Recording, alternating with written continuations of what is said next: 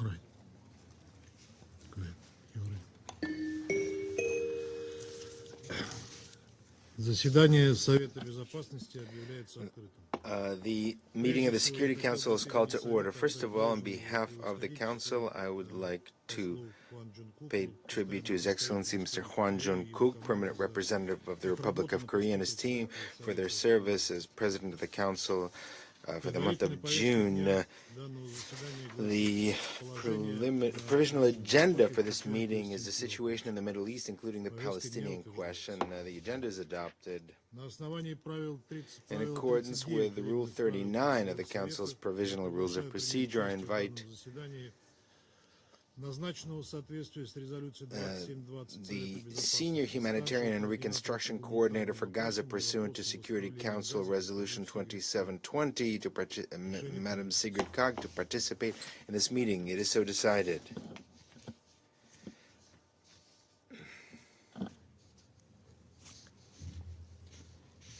The Security Council will now begin its consideration of item 2 of the agenda, and I would now like to give the floor to Madam Sigrid Kaag. Mr. President, Excellencies, nearly 9 months have passed since the horrific terror attack by Hamas against Israel on the 7th of October. The scars of that day run deep.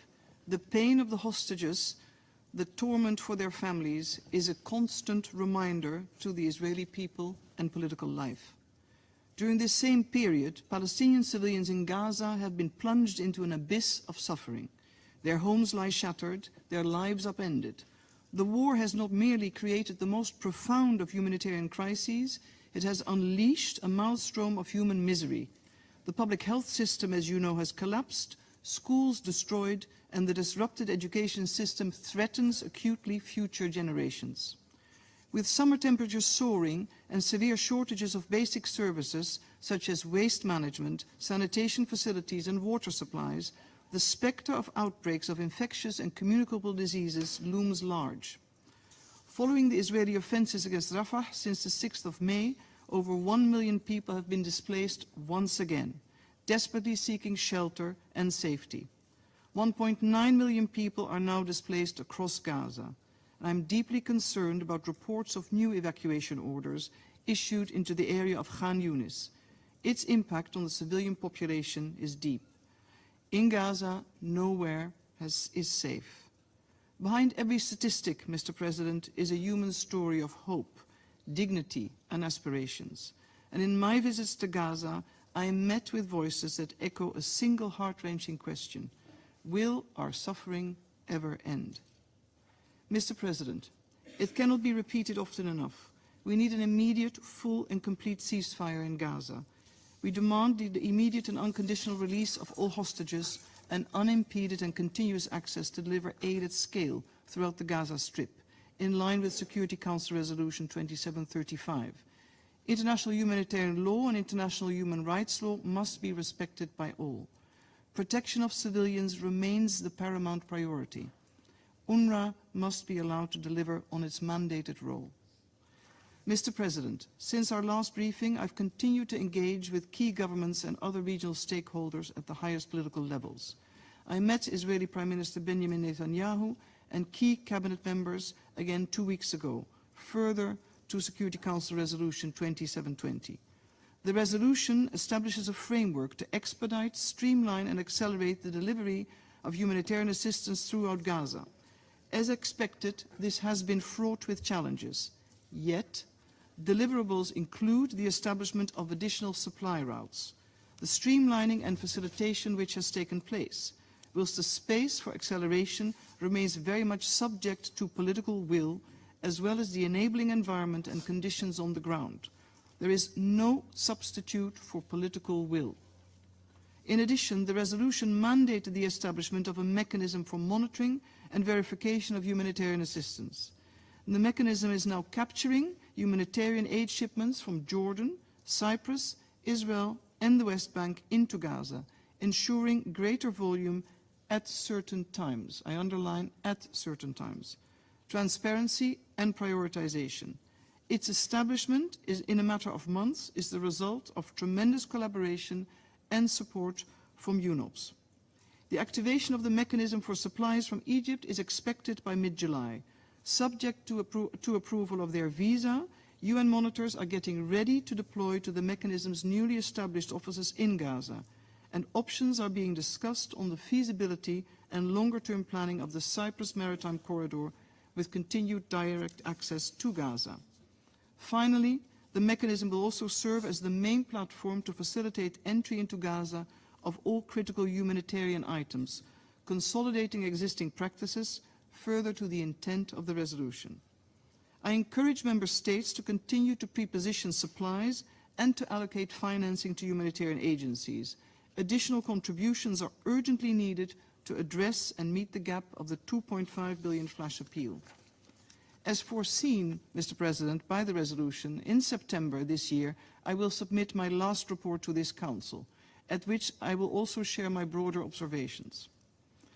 Mr. President, during my last briefing, I reported that on the 5th of April, the Israeli War Cabinet made several commitments with regard to Resolution 2720. My mission has been monitoring the implementation of these and other commitments, some of which are in place. These include the direct entry of humanitarian aid to Gaza from the north via Zikim and the Eretz crossings, as well as the use of the port of Ashdod. Approval for the resumption of the electricity line into the desalination facility in Khan Yunis. While the Nahal Oz water line was also opened, I note that this morning there are reports that would indicate the water line was unfortunately damaged, again in hostilities last night. Permission to enter select medical items, for instance UNFPA's maternity wards and field hospitals in northern Gaza.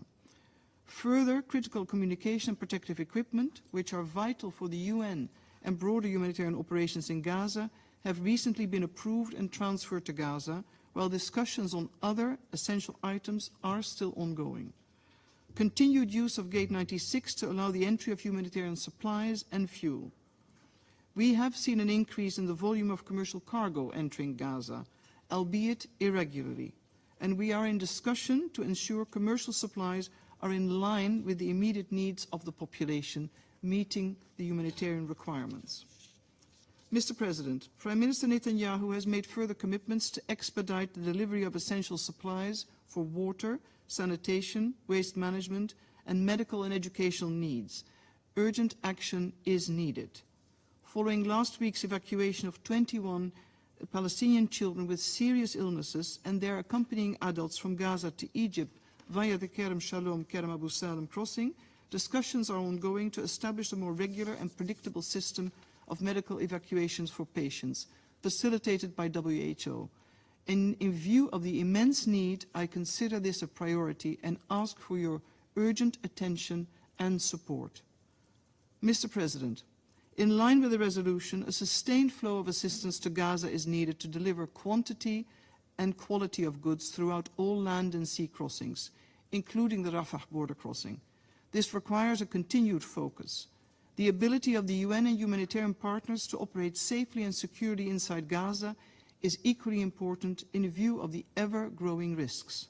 Since the start of the Israeli military operation in Rafah and the subsequent closure of the Rafah border crossing in early May, the volume of aid entering into Gaza or being distributed across Gaza has dropped significantly. Military activity and the lack of safe routes inside Gaza continue to severely impact humanitarian operations. A near total breakdown of civil order has further led to an environment of lawlessness and criminality. This worrying trend further hampers the UN's ability to deliver on its mandate. Many of you will be familiar with images of supplies accumulated at Kerem Shalom, Kerem Abu Salam crossing. The UN has asked Israel to find solutions to enable this safe delivery of aid that includes its distribution. Aid that should be reaching Palestinian civilians across the Gaza Strip.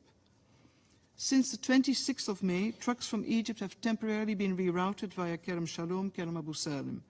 To further the reopening of the Rafah border crossing, my mission has submitted proposals to the parties with regards to possible reopening of the Rafah border crossing based on options provided.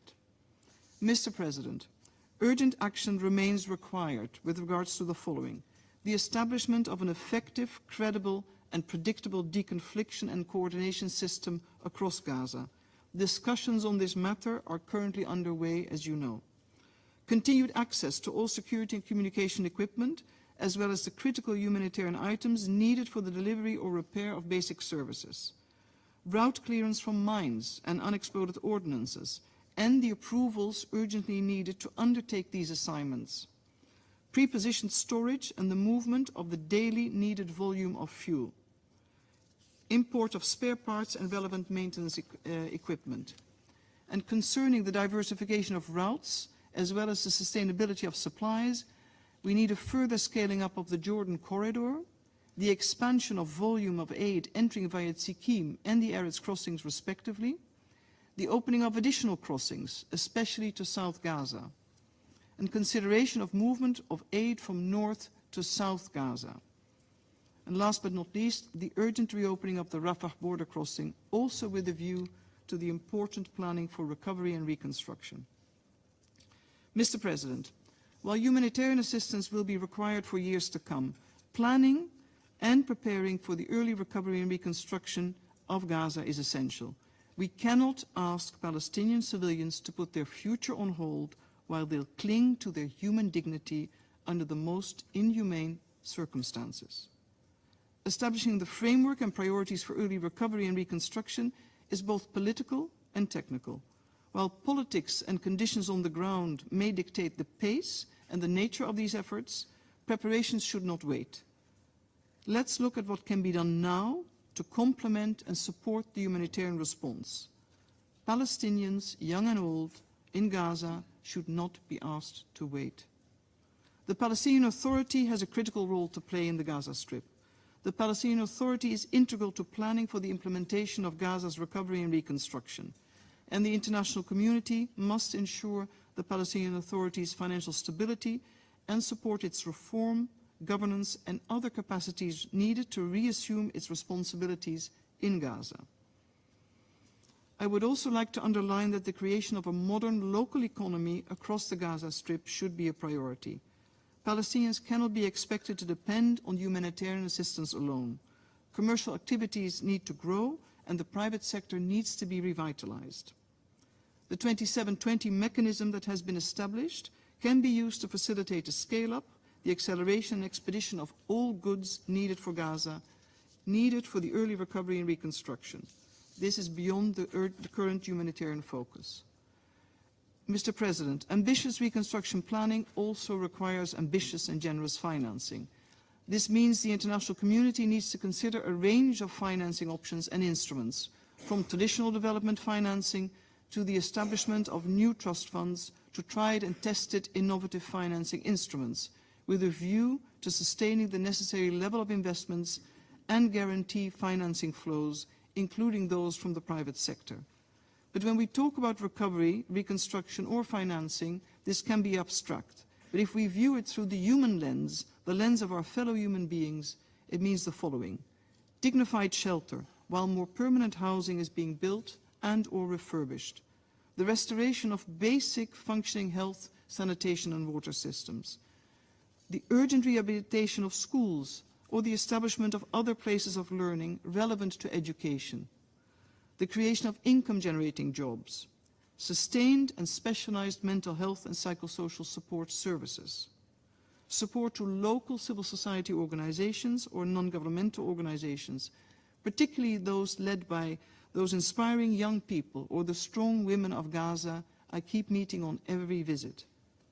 Special attention and support is needed to the estimated 17,000 children orphaned by this war alone. And to restore people's dignity and quality of life, we need to urgently extend our hand to those with disabilities, including the vast number of young and old civilians that have suffered amputations and require constant support, including the import of prostheses. Some of this work should start now, despite the conditions on the ground, and it deserves the unwavering international support. Mr. President, Resolution 2720 has achieved intended and significant progress, but there is no substitute, as I mentioned, for political will. There is no substitute for the full respect of international humanitarian law, especially when it comes to the protection of civilians and the safe and enabling environment to secure effective distribution. Although intentions and commitments may be convincing, the only credible measure of change and progress are the improvements in the lives and well-being of Palestinian civilians in Gaza. There's a long road to travel to realize this, and much more remains to be done lest we fail the Palestinians in the Gaza Strip. And of course, it remains our duty to advocate for lasting peace between Israel and a fully independent, viable and sovereign Palestinian state alongside a safe and secure Israel. Mr. President, I have a last 4 lines from a Palestinian girl in Gaza given to me on one of my field visits. It's not necessarily in my style, but I would like to read it for you. I will do so, however, in Arabic. أنا فاطمة المصري. My name is Fatima al-Masri. 8 سنوات من غزة. I'm 8 years old. I'm from Gaza. أحب أصدقائي. I love my country. I love my عايش في friends. مخيم. I نفسي live in a عايش camp. في داري زي باقي الأطفال. I would like to live in a home, in a house like all other children. We owe it to all children. Thank you. Я благодарю госпожу Kaag. I thank Madam Kaag for her briefing. I will now give the floor to members of the Council who wish to take the floor. And I will start by giving the floor to Japan. Thank you, Mr. President.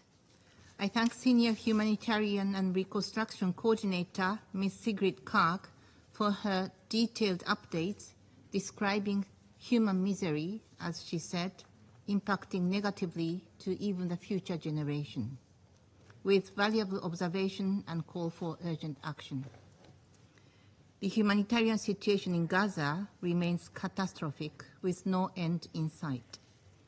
As hostilities continue, Palestinians are experiencing repeated displacement, starvation, and little to no access to essential goods and services. Every passing day of the conflict only brings more casualties, devastation, trauma, and destruction. We must do all we can do to meet the dire needs of those suffering in Gaza. In this regard, Japan welcomes the full operationalization of the UN 2720 mechanism dedicated to accelerating the delivery of humanitarian aid to Gaza. While Israel's military operation continues, we are relieved to hear of the progress in the coordination and management of humanitarian assistance to Gaza.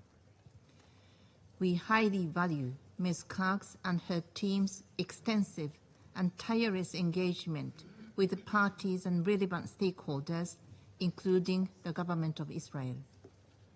We also commend the close cooperation by regional countries, including Cyprus, Egypt, and Jordan, as well as the US, to expand the scale of aid delivery through maximizing access routes, including the maritime and additional land corridors. At the same time, we have listened carefully to the words of Ms. Kaag, describing many persisting challenges she and her team are facing, such as insecurity and a lack of deconfliction mechanisms across Gaza and the continued closure of the Rafah crossing. Japan offers its full support to the endeavor of Ms. Kaag and the 2720 mechanism, and stands ready to work with fellow Council members to effectively implementing the mandate of the mechanism and address the remaining obstacles to humanitarian assistance.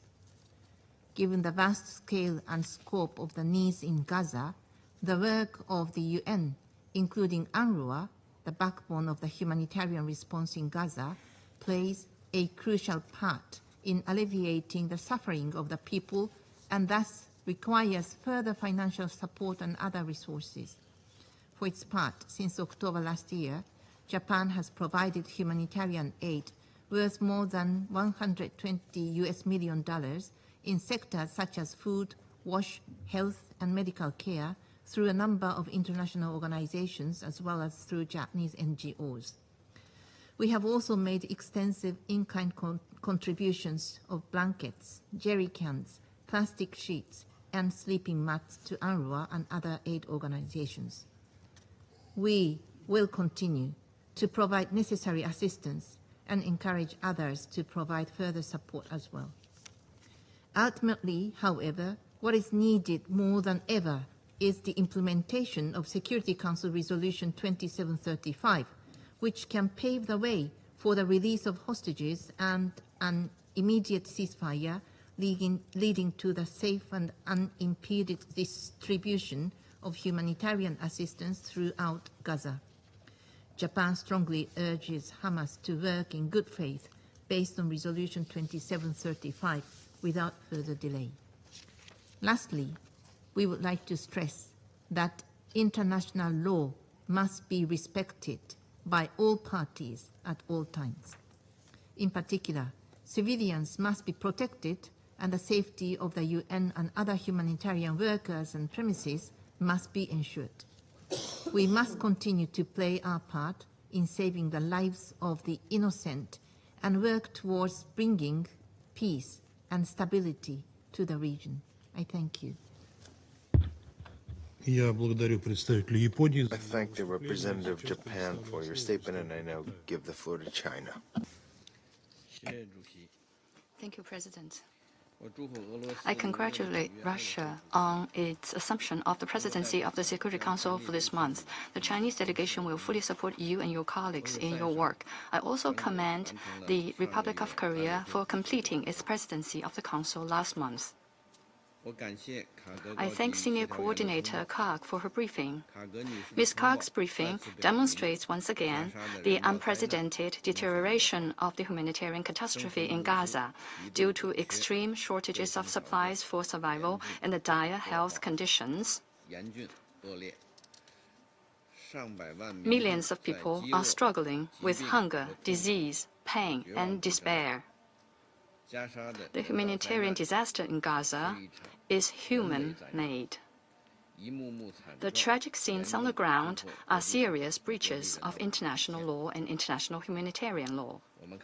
Before us, Gaza has been under blockade for 9 months, with the supply of water, electricity, food, medication, and fuel cut off, and over 2 million people living in an open-air prison in a state of precariousness and struggling to get by without food and other means of survival.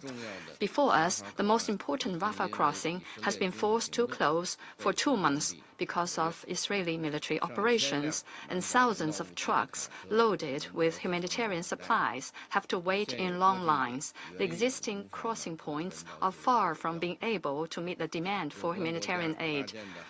The huge investment in the floating dock by some country and the many twists and turns in its use once again show that land transport routes are the key to the expansion of humanitarian access at scale, and their role is irreplaceable.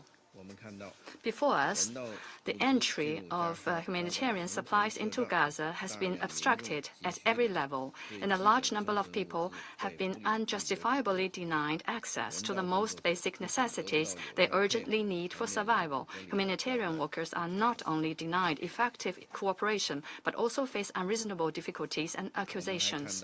Also before us, the facilities of humanitarian agencies have become repeated targets, and the safety and security of humanitarian workers are not ensured.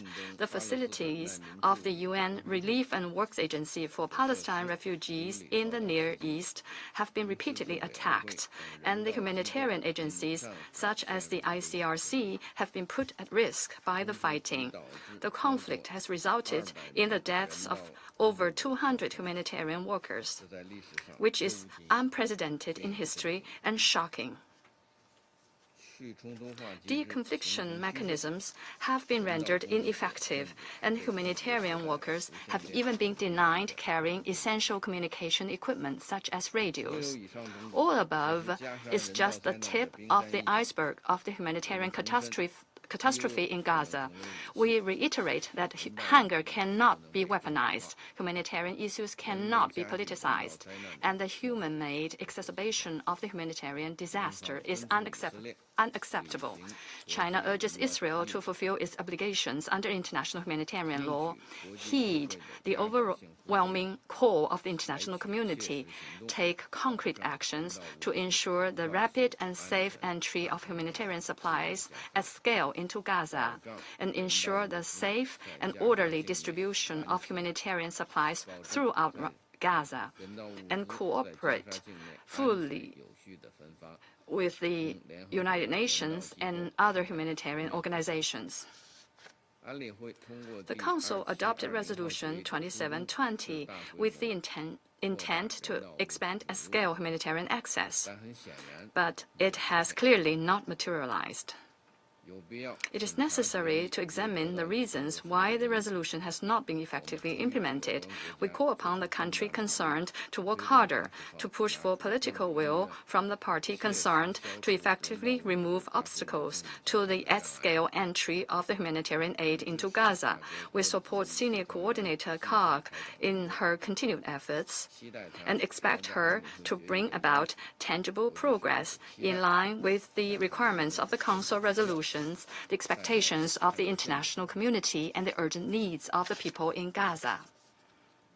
President, the fundamental way to alleviate the humanitarian disaster and save innocent lives lies in the immediate realization of a lasting ceasefire and the early relaunch of the two-state solution. China calls on the international community to continue to make unremitting efforts to that end. We support the Council in taking further necessary action as soon as possible. I thank you, President. I thank the representative of China for a statement, and I give the floor to the representative of France. Mr. President, I'd like to thank Madam Kaag for her presentation. I would like to once again express the full support of France for her work and call for the complete implementation of resolutions 2712, 2720, and 2728 and 2735. The presentation by Madam Kaag confirms the disastrous situation in Gaza. No glimmer of hope is on the horizon. The number of civilian victims continues inexorably to increase. The population requires aid to survive. Famine has taken hold.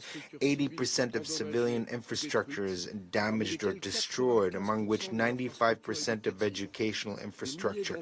Thousands of children have been killed, are missing, or trapped under debris, detained or isolated. An entire generation of children has been deprived of education and will be traumatized in the long run. It is therefore essential to lift all impediments to humanitarian assistance. Assistance must be able to use all crossing points. France calls Israel to immediately open the Rafah crossing point. It calls on Israel to take all necessary measures to ensure the provision of basic services and humanitarian aid throughout Gaza. Israel must allow immediate, safe, and unimpeded humanitarian access as required by the International Court of Justice. This implies the deliverance of the necessary authorizations to all humanitarian agencies and programs, including UNRWA. I would like to thank the Special Coordinator for having established an aid coordination mechanism to ensure that merchandise that enters Gaza corresponds to the reality of needs and reaches its beneficiaries. And while an increase in the volume of aid is necessary, it's important for the goods that are delivered to Gaza are distributed in a safe way. Numerous restrictions as far as the objects and foodstuffs can enter into Gaza remain, in particular for healthcare, water and sanitation infrastructure and waste treatment infrastructure. It is essential for the United Nations and humanitarian actors to have access to appropriate equipment to conduct operations and prevent a deterioration in the situation. With the heat, the risk of the spread of epidemics could lead to much more civilian victims. The protection of humanitarian workers must also be guaranteed in all circumstances. This Council took up the issue again in May with Resolution 2730. This is a moral and legal imperative incumbent on all. France pays tribute to all humanitarian personnel who have been killed in Gaza. The laws of war and humanitarian principles of precaution and proportionality in conducting hostilities must be respected. We call on all actors to ensure the effectiveness of the deconfliction mechanisms. The coordinating role of the United Nations is on this point essential. Mr. President, France demands an immediate and ceasefire, as well as the release of all hostages. We condemn once again the terrorist attacks perpetrated by Hamas on the 7th of October of 2023. We are against the ongoing operation in Rafah, in line with the order of the International Court of Justice. Israel must immediately stop its military offensive and all other action conducted in the Rafah Governorate. France will continue to be actively involved to find a rapid solution to the crisis based on a two-state solution.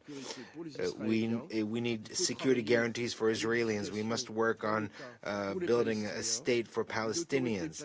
A reformed Palestinian Authority will have a central role to play in this process in the West Bank as well as in Gaza, and Gaza should become a part of this Palestinian state. It is urgent to act toward that, and thank you very much. I'm grateful to the representative of France for your statement, and I now give the floor to Guyana. Thank you, Mr. President, and I would like to thank the Republic of Korea for the stewardship of the presidency last month and to wish you all the best this month, Mr. President. I also thank you for organizing this briefing and express appreciation to Ms. Kaag for the updates provided on her work pursuant to the mandate outlined in Resolution 2720. Her report allows us one more time to contemplate the depth of suffering which the Palestinian people continue to experience and the enormous challenges associated with alleviating their suffering, all while hope remains distant. Mr. President, Guyana has taken note of the complex operating environment in which humanitarian workers are attempting to bring relief to the ailing Palestinian population, and that aid is not reaching Palestinians at scale. It is especially concerning that humanitarian workers appear to be targeted systematically, presumably as part of a larger strategy to annihilate as many Palestinians as possible through deprivation and other means. The lack of aid at scale is attributable to, inter alia, the inadequate number of available access points into Gaza and the absence of functioning notification and deconfliction mechanisms for the safety of humanitarian workers operating in Gaza.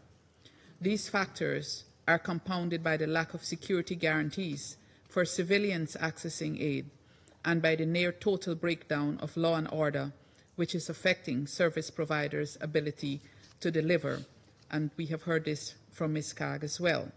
The result of this consistent onslaught of challenges is multidimensional, and I will highlight two of the most concerning aspects. The latest IPC report on Gaza conveyed that 96% of the population are facing acute food insecurity at crisis levels or higher, with almost 500,000 people in catastrophic conditions.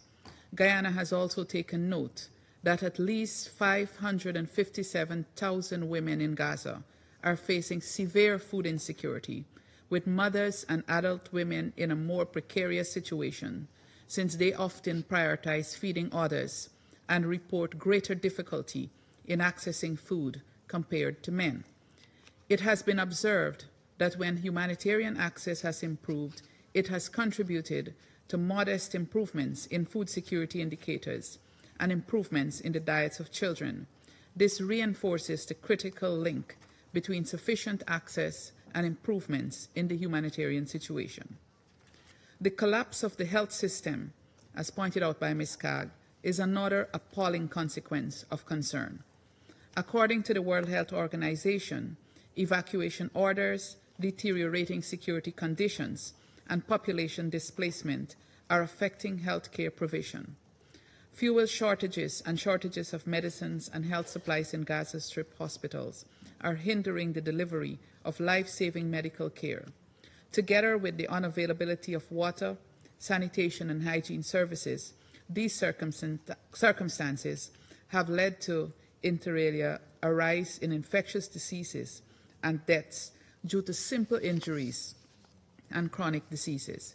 Mr. President, against this background, Guyana reiterates three important calls. First, there must be increased humanitarian access into Gaza. The number of crossings into Gaza is too limited, thus hindering the supply of humanitarian aid. In keeping with its international legal obligations, Israel must facilitate this. Guyana recalls the orders issued by the International Court of Justice on 26th of January, 28th of March, and 24th May.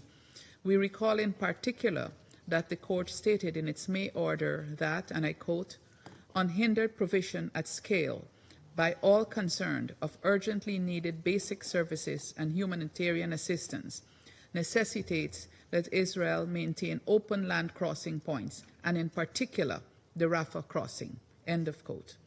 While Guyana supports efforts to scale up humanitarian assistance by all means, we stress that there is no substitute for land crossings.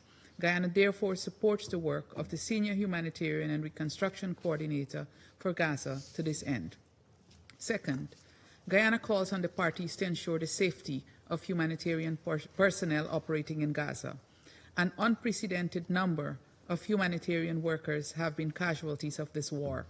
This is principally due to non-compliance with international humanitarian law, which dictates the proper functioning of deconfliction and notification mechanisms to facilitate the safe movement of humanitarian workers. Guyana recalls the recent adoption by this Council of Resolution 2730 on the security of humanitarian and UN personnel and calls on the parties to fully comply with the provisions of this resolution. Third, Guyana demands an immediate ceasefire and an end to this war, which has claimed the lives of nearly 40,000 civilians in the Gaza Strip. After nearly 9 months of unrelenting war, the devastation is catastrophic and grows worse every day. This must stop, and Palestinians must be able to rebuild their lives. This is a critical factor. Further, the international community must facilitate the rebuilding of Gaza. This is a critical factor in advancing the two-state solution. To this end, Guyana recognizes and supports the mandate of Ms. Kaag, as outlined in Resolution 2720. We stress the importance of cooperation from all parties for the successful implementation of this resolution. We also stress UNRWA's critical role in any reconstruction effort in Gaza, owing to its decades of experience providing services to Palestinians in the territory. Mr. President, in closing, this Council must never get accustomed or immune to the reports of pain and suffering of the Palestinian people, especially when news cycles move on to different issues and the eyes on the Council gaze elsewhere. Our hunger to act must never diminish. I therefore conclude by reiterating Guyana's commitment to working with this Council to bring this war to a swift end so that civilians can experience relief and the reconstruction of Gaza can commence in earnest. I thank you. I thank the representative of Guyana for their statement. I now give the floor to the representative of Switzerland. Merci, Monsieur le Président. Thank you, Mr. President. I'd like to thank the Undersecretary General and the Senior Humanitarian and Reconstruction Coordinator for Gaza, Ms. Sigrid Kaag, for her briefing.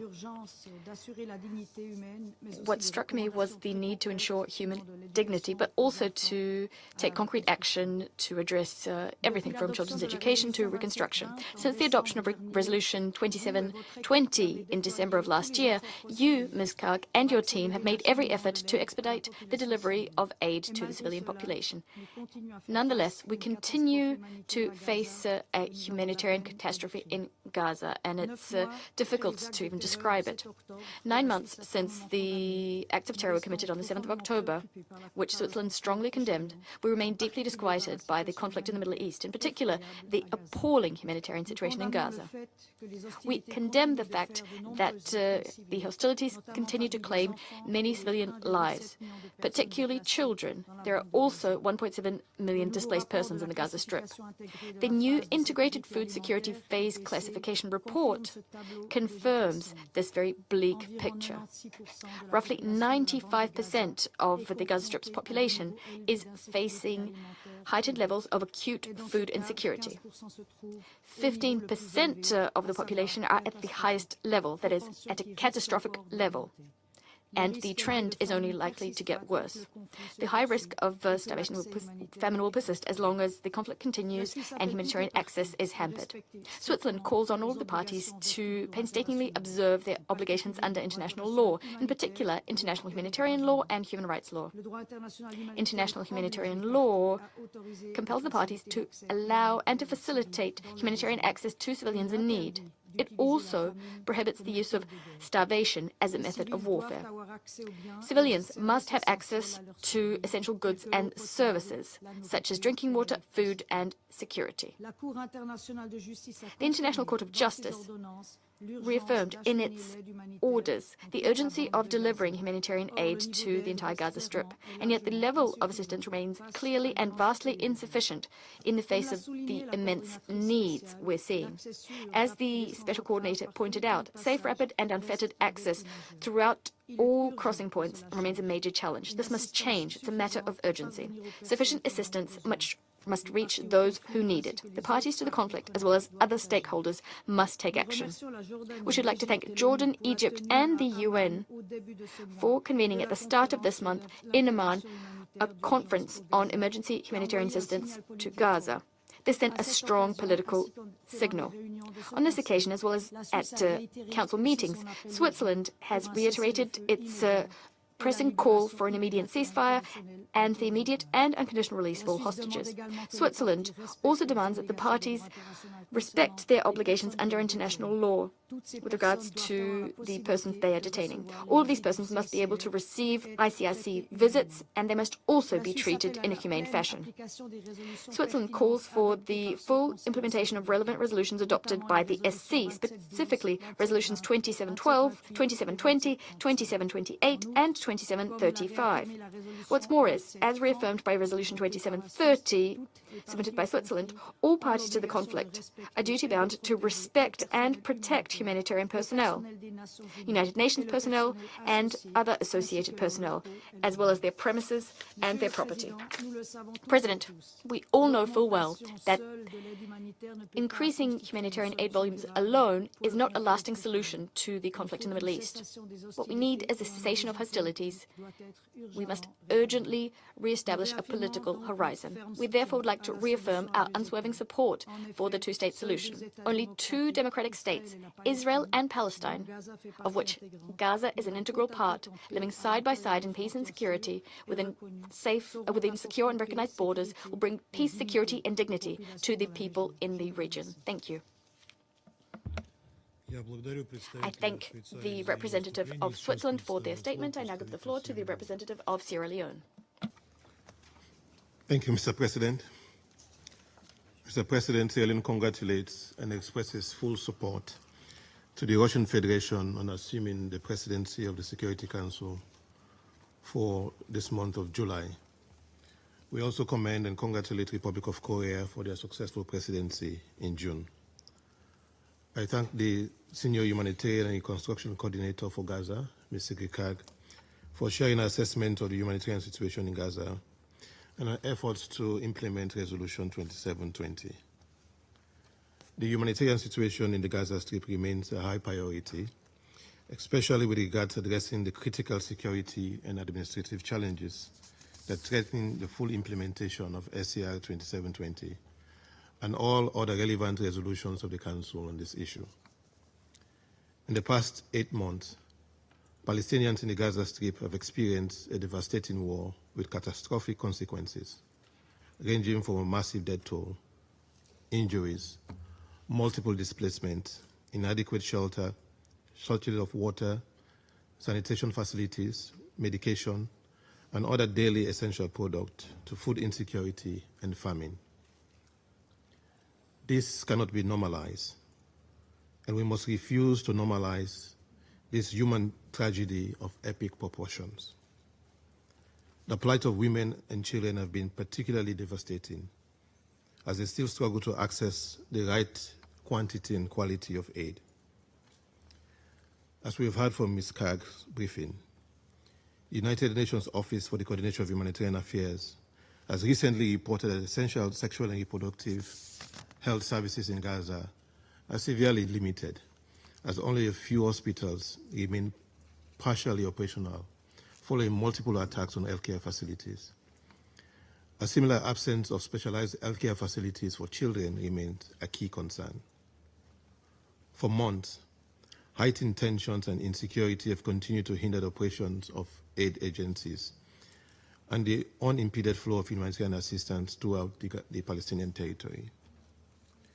The continuous escalation of the conflict has impacted the ability of these agencies to work effectively and provide life-saving assistance to civilians, despite their best efforts. Furthermore, as reported by OCHA, over 193 UN personnel have been killed during the conflict, as well as other humanitarian workers. In support of the United Nations' effort to address the challenges of effective humanitarian support in the Gaza Strip, Sierra Leone would like to emphasize the following 2 points. Firstly, we reiterate our support for the Office of the Senior Humanitarian and Reconstruction Coordinator and recognize our efforts through meaningful engagement and consultations with relevant stakeholders to enhance facilitation, improve coordination, monitoring and verification of all relief consignments to Gaza. We welcome our recent visits to the north of Gaza and our discussion with the Israeli authorities to advance this mandate.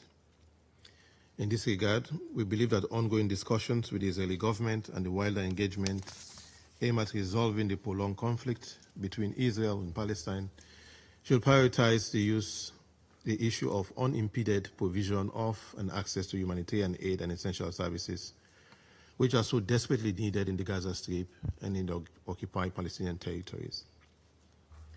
We also therefore welcome the convening of the high-level conference on call for action urgent humanitarian aid for Gaza, held in Jordan on 11th June.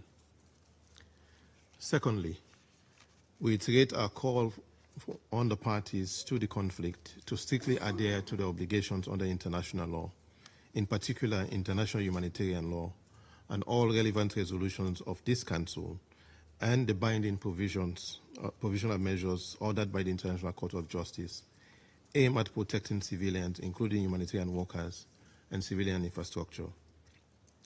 An effective deconfliction mechanism is necessary to guarantee the safety and security of all humanitarian personnel and allow for the rapid facilitation of humanitarian relief. We welcome the operationalization of the UN mechanism and improve access in the north through the RS West crossing.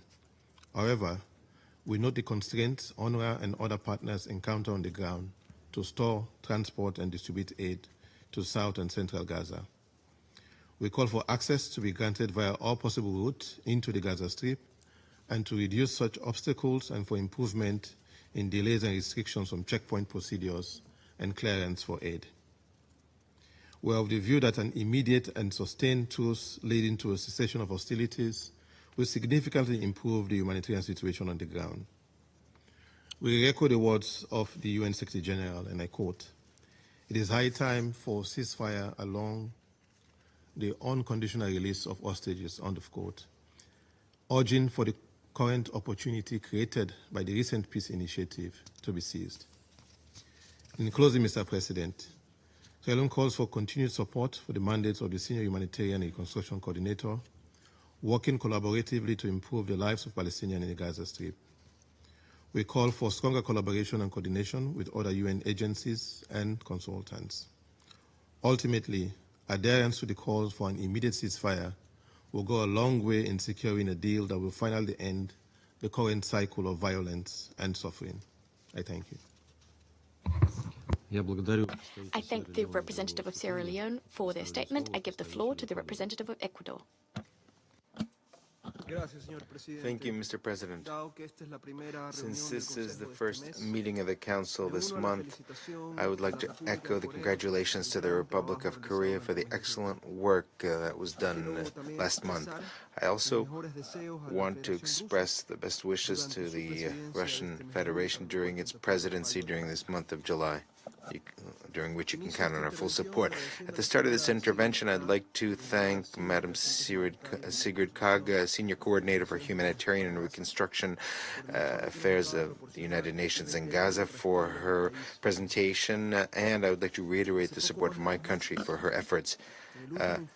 Slightly more than 2 months ago, in the last report on the implementation of Resolution 2720, I recalled that since the beginning of the war in Gaza last October, my country has on many occasions stated that the civilian population of Gaza must have access to humanitarian assistance in sufficient quantities in a continual and predictable way. Today, in spite of the efforts undertaken by the senior coordinator, her team, and other actors, it has not been possible to achieve the delivery of humanitarian aid in unimpeded way and at scale to ensure access of the population of Gaza to food, water, sanitation, electricity, telecommunications, and medical services that are essential for its survival.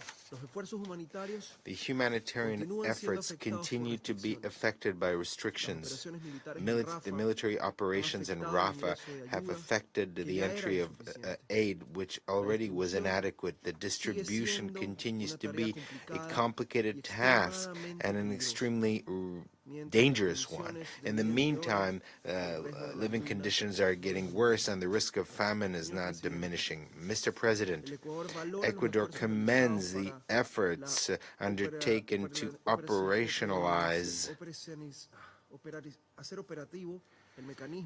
the 2720 mechanism and encourages in persisting in this task in spite of problems and challenges faced. These problems and challenges are due to the lack of political will. As stated by Coordinator Kaag last April, a change of paradigm is necessary, sustained by political will. Without political will, it will not be possible to increase the quality and quantity of aid or the adoption of measures that allow for its safe and unimpeded distribution inside Gaza, nor the planning and preparation for early recovery and reconstruction. My country calls on all parties to remember that Resolution 2720 demands that the parties to the conflict cooperate with Coordinator Kaag without delay or obstruction, and to demonstrate their political will in this and in all other aspects of the conflict. To conclude, Mr. President, I would like to reiterate the condemnation by Ecuador of the terrorist actions of Hamas on the 7th of October of last year and all acts of violence against civilians, and I insist on demanding both the immediate and unconditional release of all hostages as well as the cessation of hostilities in compliance with the resolutions of this Council. Thank you. I thank the representative of Ecuador for their statement. I give the floor to the representative of Mozambique. Mr. President, Mozambique wishes to begin by warmly congratulating you and your country, the Russian Federation, for the assumption of the important post of President of the Security Council in the current month of July. We wish to assure you our fullest cooperation. We commend the Republic of Korea for the most successful presidency of the Security Council in June. We thank the Russian Federation presidency for convening this important briefing on the situation in the Middle East, including the Palestinian question. We extend our profound gratitude to Ms. Sigrid Kaag, Senior Humanitarian and Reconstruction Co-ordinator for Gaza, for our insightful and very moving briefing on the situation in Gaza, particularly on the compliance with the United Nations Security Council Resolution 2720 of 22nd of December 2023. Mr. President, by adopting Resolution 2720, 3 months after the outbreak of the crisis in the Gaza Strip, this Council took an important step. We were moved by the determination to address effectively the catastrophic humanitarian situation that befell the Gaza Strip and the Palestinian people. Through this resolution, important mechanisms were envisaged and established in order to allow for the humanitarian response to the crisis, having in mind full respect for human dignity of the Palestinian people. 6 months have elapsed since the adoption of the said resolution. From the report we have just heard, the stated goals of the resolution are far from being achieved as we meet today here in the Council. On the contrary, we are witnessing death on a daily basis and on a large scale in Gaza. Hostages, on the other hand, have not yet been released, and humanitarian assistance has not reached the millions of Gazans in need. We are deeply convinced that there are no plausible reasons for the current unjustified and unbearable suffering of the Palestinian people in Gaza. We demand that the humanitarian catastrophe come immediately to a halt. As Council members, we are duty-bound to continue addressing the situation in Gaza as a matter of urgency. Mozambique commends the efforts of the Senior Humanitarian and Reconstruction Co-ordinator for Gaza, as well as the tireless work conducted by our team to ensure the implementation of this important resolution.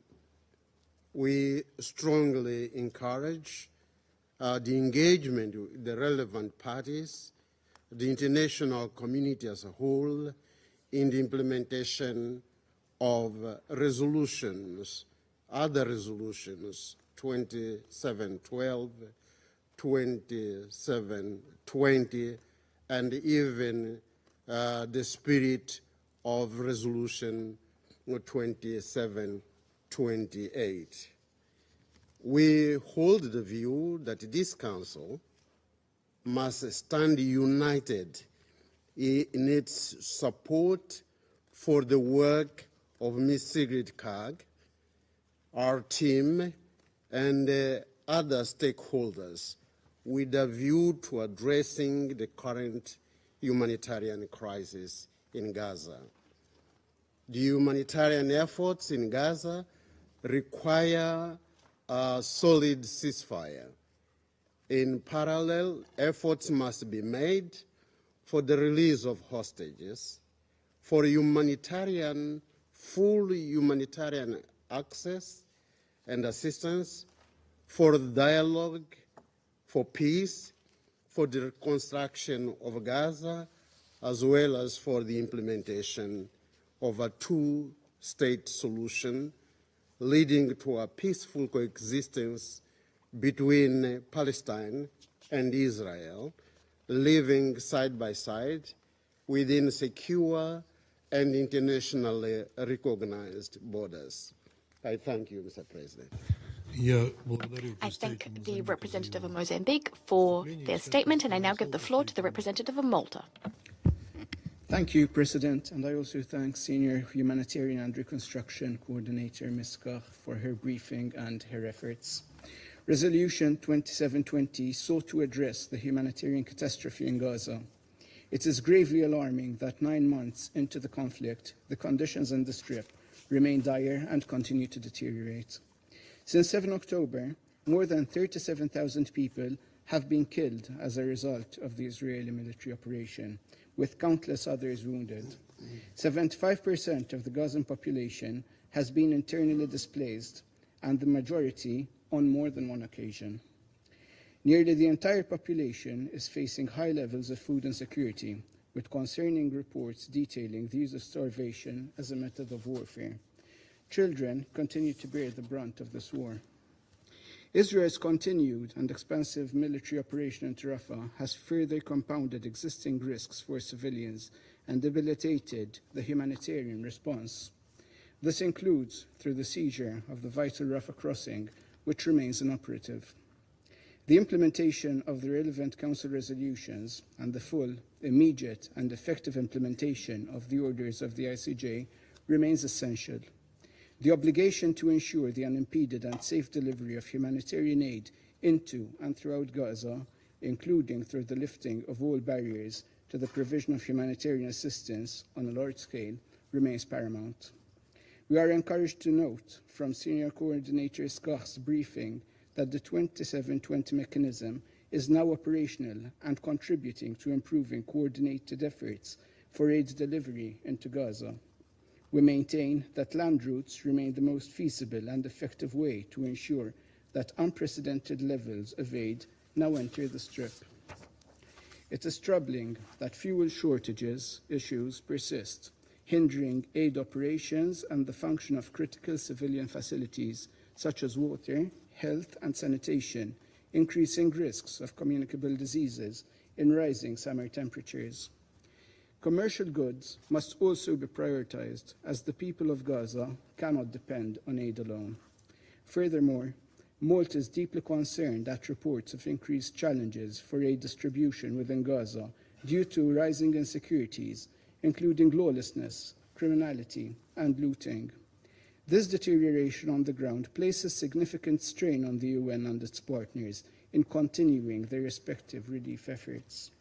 As demanded for in Resolution 2720 and in accordance with international humanitarian law, United Nations and humanitarian personnel must have robust assurances for their safety and security.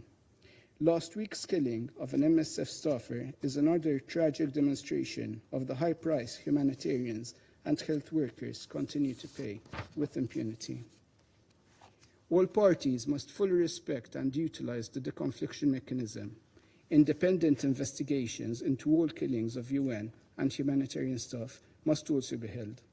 Furthermore, the work of the UN must not be politicized. UNRWA is an irreplaceable actor, without which there can be no meaningful comprehensive aid operation into Gaza.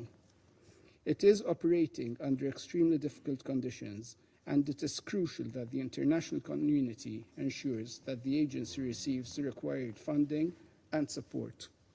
President, as we sit in another meeting on the situation in Gaza, we cannot risk normalizing the state of affairs. This persistent despair cannot become the inherent status quo for the Palestinian civilians and the hostages that are still being held captive by Hamas and Palestinian Islamic Jihad. On this note, we reiterate our call for the immediate and unconditional release of all hostages. Malta reiterates its call for an immediate and permanent ceasefire. We urge both Hamas and Israel to accept the terms of the proposal outlined in Resolution 2735 and to put an end to further human suffering. This is the only way to allow for significant flooding of aid into and across Gaza. It would also allow the space for a massive recovery and reconstruction efforts that are necessary. Crucially, a ceasefire will bring us a step closer towards a vital political horizon. It is a fundamental requirement for the realization of the two-state solution and lasting peace between Israelis and Palestinians. I thank you. I thank the representative of Malta for a statement, and I give the floor to the representative of Algeria.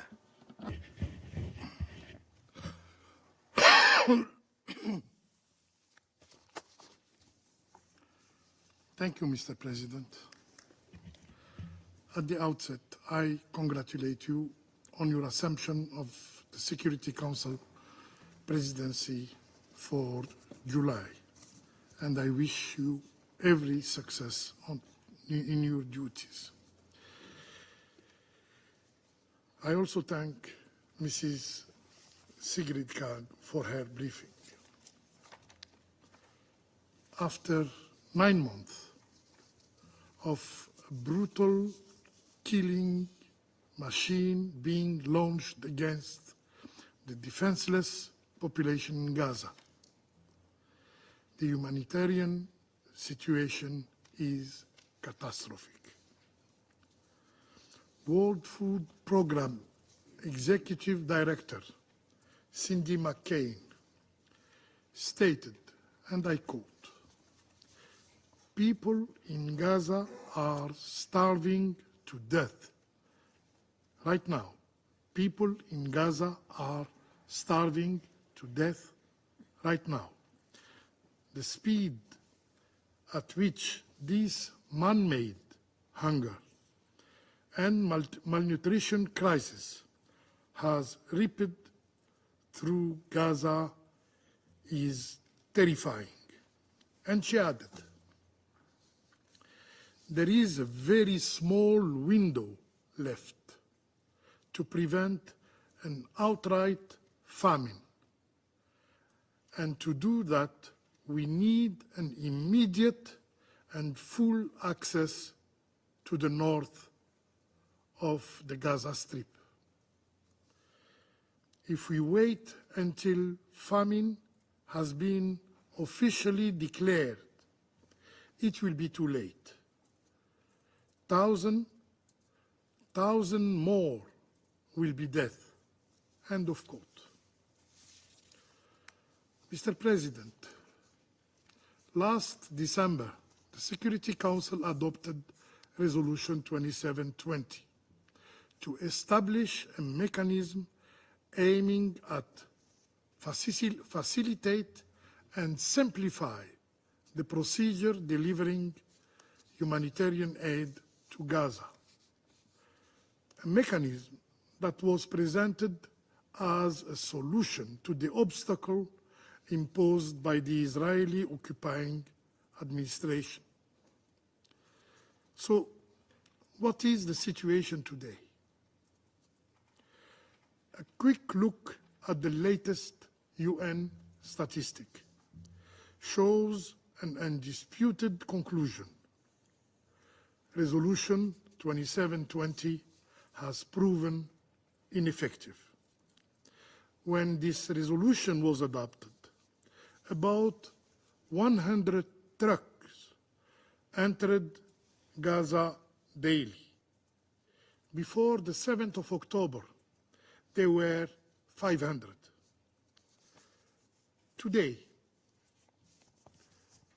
the same problems remain, despite the effort of Mrs. Kaag.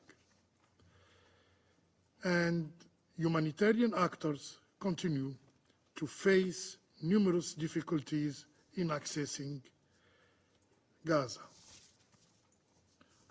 According to the ICP, extremely limited humanitarian access to and within the Gaza Strip continue to impede the safe and equitable delivery of life-saving, multi-sector humanitarian assistance, critical for famine prevention and response. These include severe limitation to the supply of goods, spare parts, as well as basic services. Last June, the access rate did not exceed 73 trucks per day.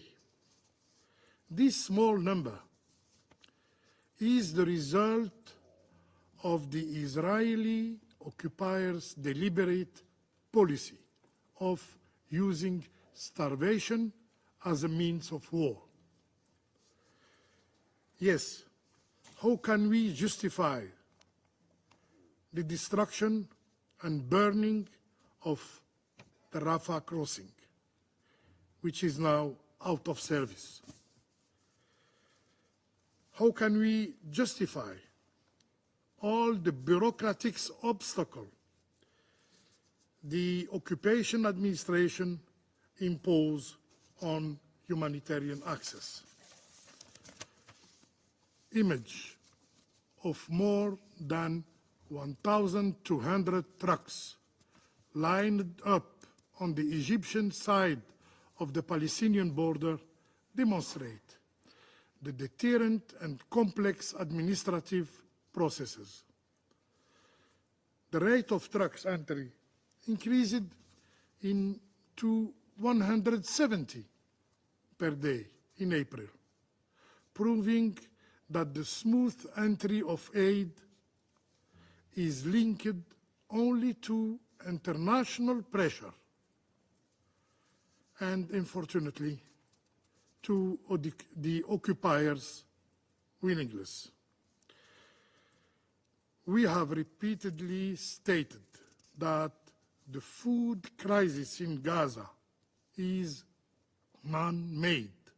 It's not the result of the failure of the international community or the UN mechanisms. It is due to the occupiers' policy of using starvation as a means of its dirty war against the Palestinians. Mr. President, today, distribution of humanitarian aid remains a major concern. UNRWA, the backbone of humanitarian action in Gaza, is prevented to operate throughout the Gaza Strip. It is unacceptable that even the OIOS report and Madame Colonna's report, UNRWA continues to be subject to attacks. We noticed that UNRWA was almost absent from the briefing we have heard today. Also, no provision related to its role in the effort of distribution and reconstruction in Gaza was mentioned. In this regard, a legitimate question should be asked on the plans for this agency, whose mandate is vital for the Palestinian people. For us, UNRWA is irrepressible, and the choice of NGOs to take on its task has proven ineffective. Furthermore, security issues related to distribution are to be expected. The Israeli occupying force systematically attacks the police, the Palestinian local police, during aid deliveries. And today, no one takes the risk of escorting aid convoys because they will be targeted by the occupying power. This is part of a policy, a deliberate policy aimed at destroying civil order and pushing Gazans out of their homeland. Mr. President, while we debate the number of trucks entering Gaza and how to compel the Israeli occupier to respect its obligation under international humanitarian law. People in Gaza are starving to death. This is the worst situation even documented. No one in Gaza is in food security. Yes, no one. The impact of blocking humanitarian aid from entering Gaza is seen in videos on social media that show people eating tree leaves, with some reports saying leaves have become a commodity, not for livestock, but for people to feed on. The consequences of blocking aid are shown in the faces of all the people in Gaza, 2.2 million people who are suffering from famine, as reported by the ICP Integrated Food Security Phase Classification. Mr. President and dear colleagues, in conclusion, we wonder if we in the Security Council will be able to really impose a solution that will put an end to the suffering of the Palestinians. The life of Palestinians in Gaza are threatened by hunger and disease.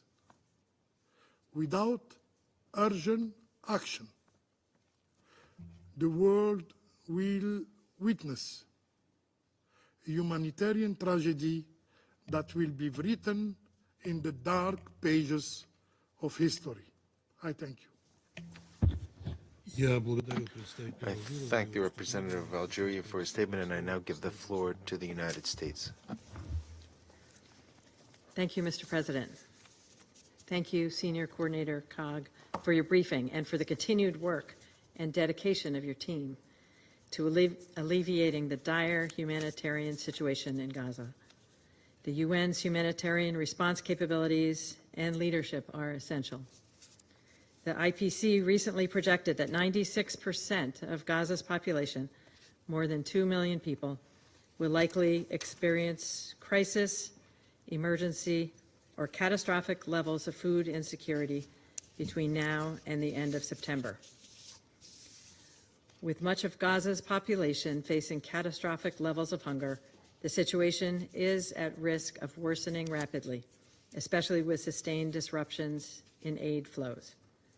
We have consistently conveyed to Israel's senior leadership the need to provide sustained and unhindered access for humanitarian assistance to enter via all routes into Gaza, expanding and accelerating humanitarian imports at Ashdod and opening all existing land crossings into Gaza, including at Rafah, are vital steps.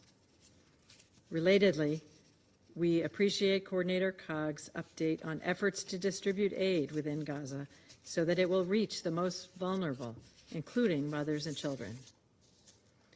In this regard, we welcome Israel's commitment to fulfill specific UN requests and continue constructive conversations with UN officials on how to best meet the further needs of UN agencies and facilitate their work. In order for humanitarian organizations to be able to safely continue their life-saving work, the IDF must implement concrete commitments to protect humanitarians and improve the overall security environment inside Gaza.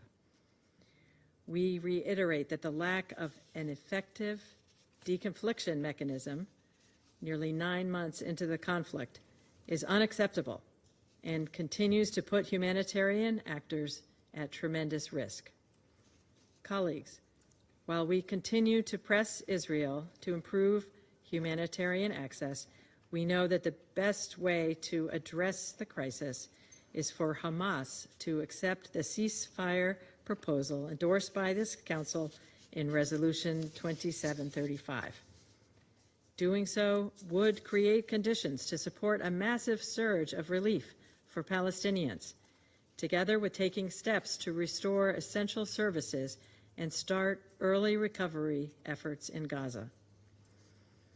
If the operating conditions improve, the humanitarian community can then provide life-saving assistance to the most vulnerable, including the many unaccompanied and separated children, pregnant women, the elderly, and the many, many families who are going hungry and dying from preventable infections and disease.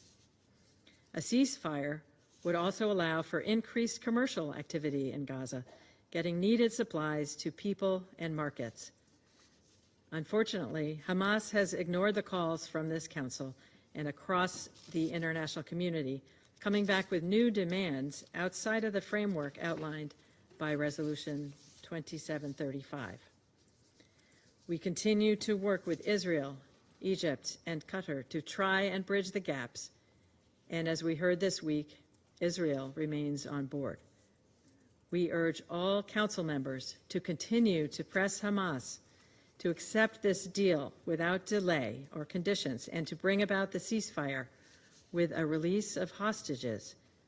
At the same time, the United States remains committed to providing humanitarian aid as well as to sustaining humanitarian access.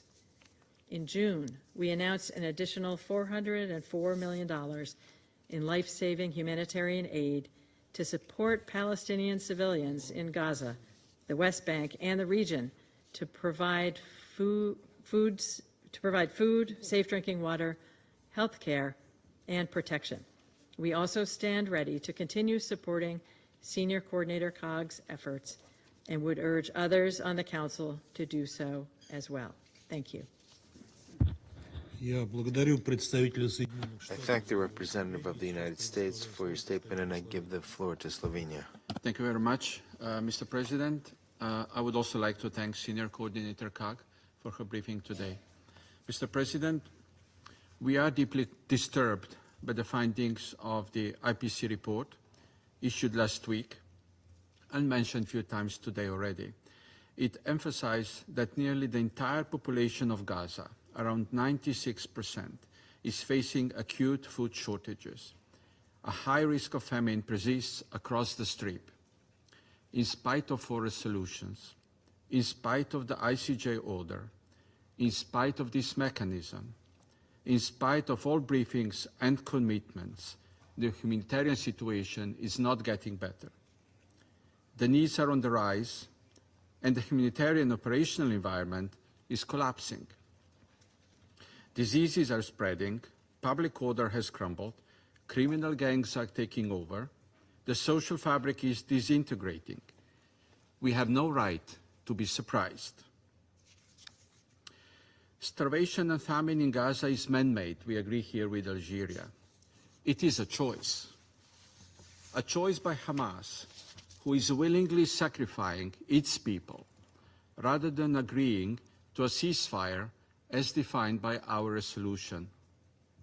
A choice by Israel not to fulfill its prime duty as the occupying power. Israel is obliged to ensure food and medical supplies for the population it occupies, not just allow the passage of aid. Why Israel is not complying with the Geneva Conventions, with the Council resolutions, nor with the ICJ's order, we fail to comprehend. We underline that using starvation as the method of warfare is prohibited under international law and can amount to a war crime. We have heard from Israel that there is no limit to aid reaching Gaza. We find it hard to believe. Verified and trustworthy reports about hunger and the dire needs of Gaza's civilian population have been reaching us for months. If there is no limit to the aid reaching Gaza, why do 50,000 children require treatment for acute malnutrition? Mr. President, we condemn the continuation of attacks on humanitarian workers and UN humanitarian premises and convoys, including UNRWA, ICRC, and others. Some have halted their operations out of concern for the lives of their staff. Over 270 humanitarian workers have been killed in Gaza. Others are facing a multitude of operational challenges and obstacles. We repeat our call for the implementation of all measures to ensure the safety and security of humanitarian workers. This includes a fully functioning deconfliction mechanism, as well as delivering on other commitments made, such as tactical pauses. We also repeat our call for the immediate release of all hostages and for granting unrestricted ICRC access to them. Holding them in Hamas tunnels for the past 9 months is simply inhumane. We commend sustained efforts by Jordan and Egypt and other countries to de-escalate the crisis and for convening humanitarian conference in Amman on June 11. Mrs. Kaag, we highly appreciate your efforts and the efforts of your team. We value your high-level contacts and advocacy work to keep the world's attention on this humanitarian crisis. We believe the start of the work of the mechanism can provide us, humanitarian organizations and donors, an overview and analysis of the aid reaching and being distributed in Gaza. Yet the main goal of accelerating the safe delivery of aid to every corner of Gaza is not in sight. We are missing the main ingredient for the mechanism's success, which is a ceasefire. Mr. President, the end of bombing and ceasefire will not magically solve problems for civilians in Gaza. It will be only the beginning of the end of their suffering. It will not automatically lead to sustained and unhindered humanitarian access, and neither reduce the risk of famine. It will not automatically restore public order, and neither open doors to reconstruction. It will not automatically enable a political process leading to the two-state solution, and neither ensure that a human tragedy of epic proportions, as described by my neighbor from Sierra Leone, happens never again.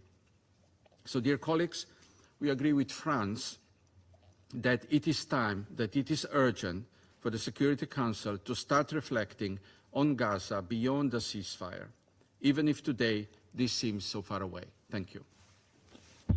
I thank the representative of Slovenia for their statement. I give the floor to the Republic of Korea. Thank you, Mr. President. Let me take this opportunity to express our sincere gratitude to all Council members for their kind support during ROK presidency last month. And we congratulate the Russian Federation on assuming the July presidency and wish you all the best for this month. I thank Senior Coordinator Sigrid Kaag for her detailed and insightful briefing.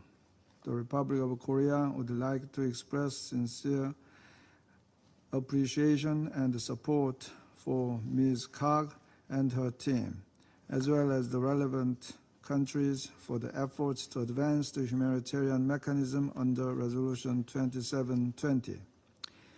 We welcome the improvements made to the process of humanitarian assistance detailed by Ms. Kaag, including expediting the entry process of humanitarian cargo and activating some land and maritime corridors into Gaza.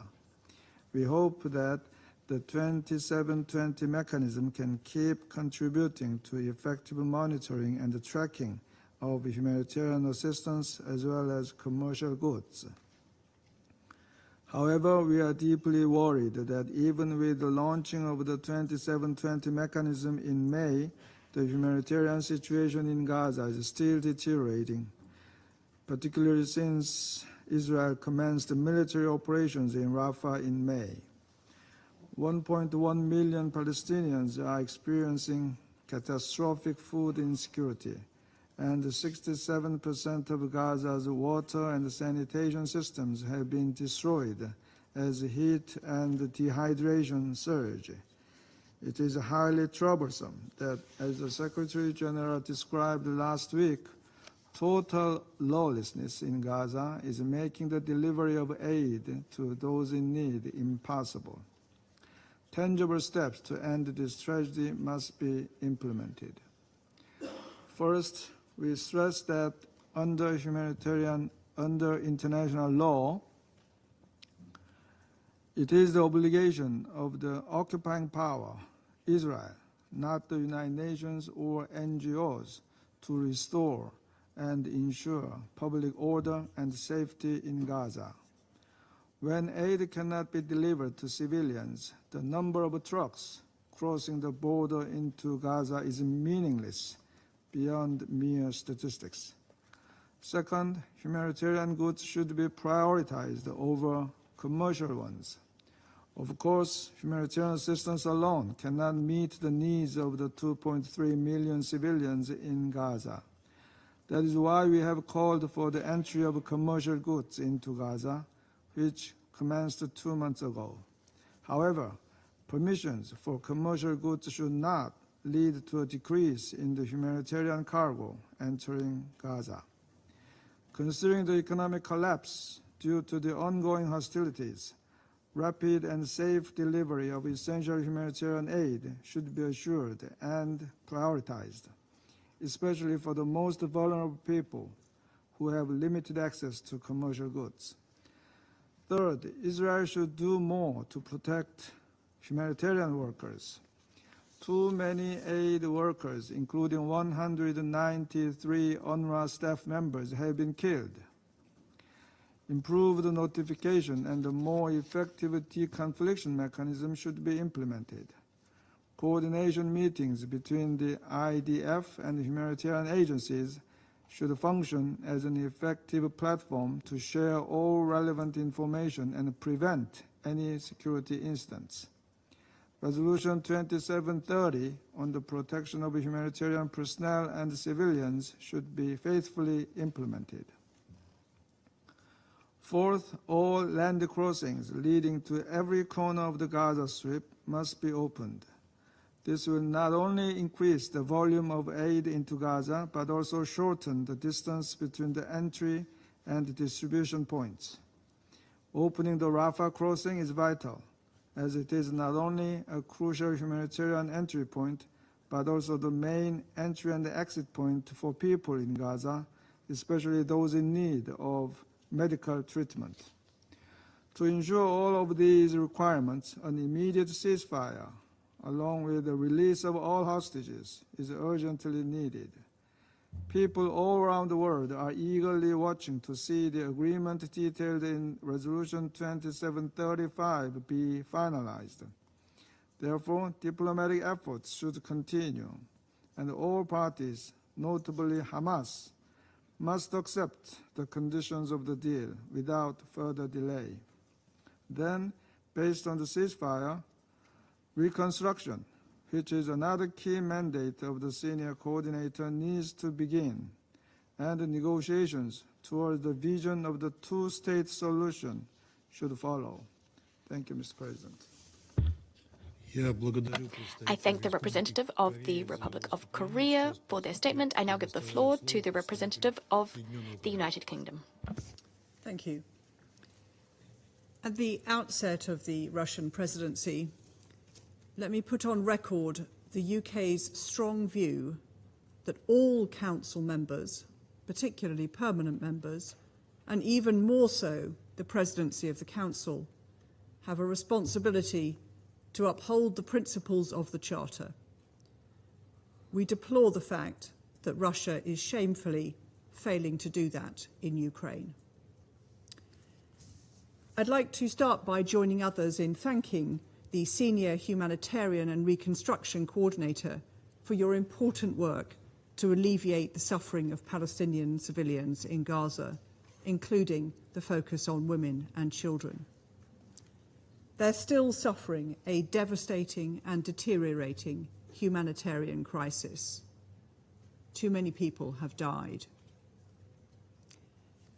We reiterate our strong condemnation of Hamas' 7 October attacks, and we call for the immediate release of all the remaining hostages and the return of all those who have died in captivity. We are appalled by reports of sexual violence and abuse. The UK stands firm in its condemnation of these heinous acts. A negotiated pause in the fighting that leads to a sustainable ceasefire is the best way both to secure the release of the hostages and to enable the major and essential scaling up of humanitarian aid. There is now a deal on the table, endorsed by this Council, to achieve these goals. The onus is now on Hamas to accept it. We also continue to call on Israel to fulfill its commitments to increase the amount of aid getting into Gaza and to meet its obligations to facilitate unhindered humanitarian access. The findings of the IPC famine risk assessment demonstrate that not enough aid is getting into Gaza and reaching those in need. We also call for the immediate reopening of the Rafah crossing to scale up aid through all other crossing points. Distribution of aid within Gaza also needs to improve. A guaranteed and functioning deconfliction mechanism is critical to this. We call on Israel to support the minimum operating requirements of the UN agencies by providing timely approval of visas and allowing entry of armoured vehicles and personal protective equipment. President, Resolution 2720 provides for a mechanism which will show whether aid is reaching those who need it. I thank Senior Coordinator Kaag and her team for their work to establish this mechanism and urge her to continue her efforts to ensure it can deliver this in a comprehensive and timely way. I thank you. I thank the representative of the United Kingdom for their statement. I will now deliver a statement in my capacity as the representative of the Russian Federation. Before I read my statement, I just wanted to say that we took note on the disclaimer by the UK in the beginning of its statement. Also, for the record, we would like to know that it is not for UK to teach and lecture member states, members of the Security Council, including permanent ones, on upholding international law. The law, international law, which UK and other Western partners long parted for the sake of the rules-based international order. The country that ignited, the country that fueled the conflict when it was about to be stopped in April 22. And that was exactly your Prime Minister who prevented concluding a treaty, a negotiated treaty between Russia and Ukraine that would allow for the conflict to stop at that time and to save numerous lives of unfortunate Ukrainians. We'd like to thank the Senior Humanitarian and Reconstruction Coordinator for Gaza, Ms. Sigrid Kaag, for her briefing regarding the situation in the enclave and her efforts directed to achieving humanitarian access to the territory of the enclave as per UN Security Council Resolution 2720. Based on the report that was presented today, it's become perfectly, definitively clear that against the backdrop of the IDF military operation that's been going on for almost 9 months now, with comprehensive support from Washington, a sustainable and adequate provision of the necessary assistance to the people of Gaza is simply impossible. The situation on the ground is not only deteriorating, it's putting Gazans on the brink of starvation, and that's not a figure of speech, that's the tragic reality. And this has been clearly pointed out by the WFP, which attested to the fact that 96% of Gazans, that's 2 million people, are in need of food assistance. Almost 500,000 people are already suffering from famine. They're at the highest level of the Integrated Food Security Phase Classification, Category 5. As a result of the ongoing military operation and Israel's military raids, the number of deaths now exceeds 38,000, mostly women and children. Over 87,000 have been injured. Tens of thousands are missing. And there's the almost complete destruction of civilian infrastructure as well, including hospitals, schools, and residential buildings. The situation is most dire in Rafah, where since the start of the Israeli operation, which Security Council members unequivocally opposed, there were over 1.5 million refugees. These people are yet again being forced and are being forced to flee wherever they could. Such actions on the part of the occupying power cannot be justified on any grounds whatsoever. Given the total absence of security, it's very difficult to talk about the effectiveness of the work being done by humanitarian organizations. OCHA is promoting a system of deconfliction and humanitarian notifications, but that system is not working. That's a fact. On the 13th of May, a UN DSS staffer died. A second DSS staffer was wounded. This was a result of a UN vehicle being struck. The Israelis said they would investigate, yet we know nothing about the results of that investigation. Perhaps the representatives of the UN could shed some light on the matter and perhaps give an answer to that question. Since the start of the crisis, 274 humanitarian workers have died. Of them, 197 are UN personnel. The majority, 193, are UNRWA staff. We've also had reports of 500 health workers being killed. No matter how carefully Ms. Kaag chooses her words to describe her engagement with the parties to the conflict and to describe the special humanitarian mechanism for Gaza, which was established as per UNCR 2720, the reality is that humanitarian access is not being ensured. The main channels for the delivery of assistance are very much limited, and when they do open up, it's for a short period of time with the blessing of the Israeli authorities. When they do open, their handling capacity is insufficient to properly meet the needs of the civilian population. UNRWA Commissioner General, Mr. Lazzarini, stated that even after the IDF announced tactical pauses of military hostilities along humanitarian assistance delivery routes, nothing changed on the ground. We're seriously disquieted by the latest reports by the Ministry of Health in the Gaza Strip regarding the fact that the fuel required to run hospitals will run out in a matter of 48 hours.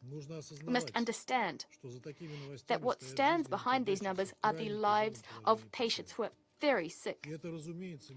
It goes without saying that Ms. Kaag cannot be blamed for this. Since the outset, it was clear that when intense military hostilities are ongoing, ensuring safe and sustainable humanitarian access to those in need is impossible. We said this on many occasions, and we therefore called for a ceasefire as well. We want to make it crystal clear. We commend the efforts of humanitarian organizations and note the valor of humanitarian workers who are putting their lives on the line as they continue to work and provide assistance to the Palestinians. We believe that any assistance, even if the volumes are insignificant, is highly important and can save lives, or at least, at a minimum, alleviate suffering. We must continue working with the Palestinian and Israeli sides to seek humanitarian assistance delivery options.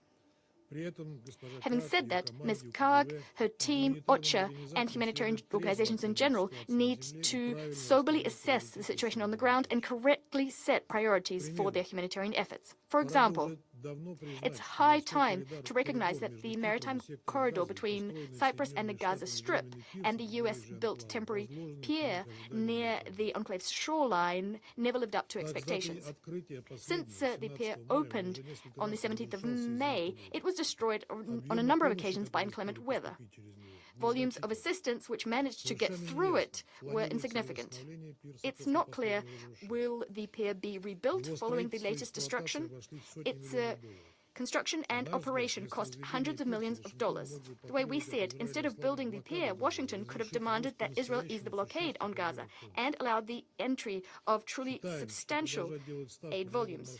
We deem that continuing to bet on the maritime route, portraying this route as one of, if not the most important artery for assisting the Palestinians, is wishful thinking. On our side, we'll continue to providing all aid that we can to the Palestinians. Since the very outset, airplanes of the Ministry of Emergency Situations of Russia sent to Arish, a city in Egypt on the border, for on-shipment to the besieged Palestinian enclave over 500 tons of humanitarian assistance via the Egyptian Red Crescent Society. The latest round of deliveries occurred on the 19th of June. In addition to government bodies, Russian NGOs and civil society organizations are actively involved in collecting assistance for Palestinians in need. There are also private individuals, and thanks to all of their efforts across Russia, hundreds of tons of medicines, warm clothes, tents, foodstuffs, and other essentials were collected and sent to the Gaza Strip for subsequent distribution to Gazans. Colleagues, we stand convinced that given the unabating escalation of violence in the Palestine-Israeli conflict zone, the UN Security Council must continue to exert pressure on Israel and its U.S. ally to establish an immediate, unconditional, and permanent ceasefire. That is the only way to establish the conditions for switching the settlement to a political and diplomatic track.